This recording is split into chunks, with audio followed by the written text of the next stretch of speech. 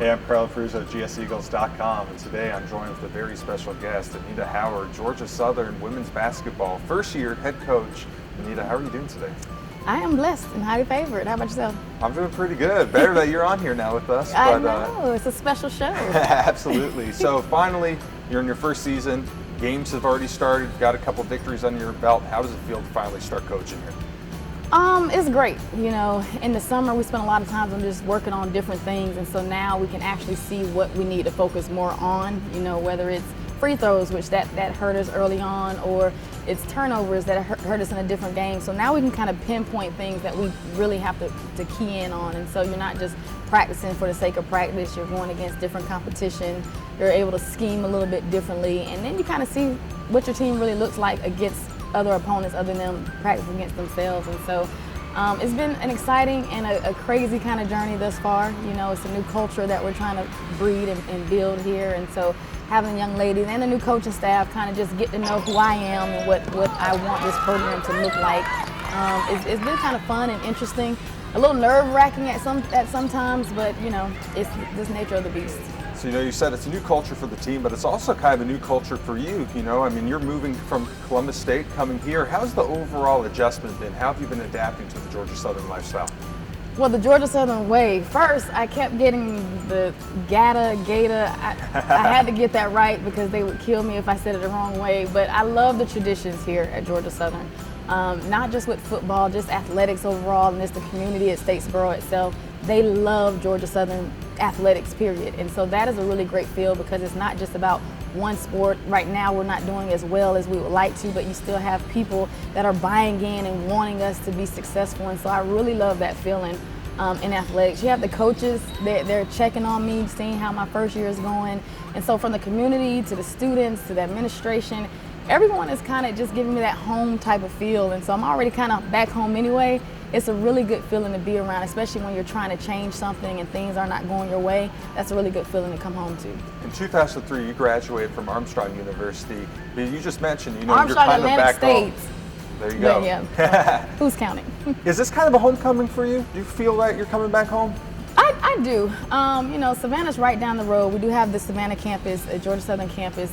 And so, you know, I know a lot of the Armstrong alum, you know, were upset with the merger, but it feels good that, you know, we've all embraced one another and we're one big happy family.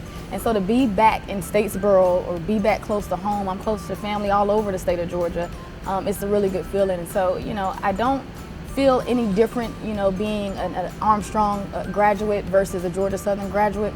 It's just one big happy family. And so we have some people that I went when I played was at Armstrong, like Chad or SID, who's familiar faces in athletics. And so it's a really good feeling. You know, it's almost surreal. You know, there's too many good things going on. I don't want to jinx it, but it's a real feeling. So, Coach, one thing we all know about you is that you love to win, and you're good at winning. I mean, you've appeared in NCAA championship games. You've had teams finish top 5. What are some elements to your coaching style that you think can make this team win and this program win from years coming forward?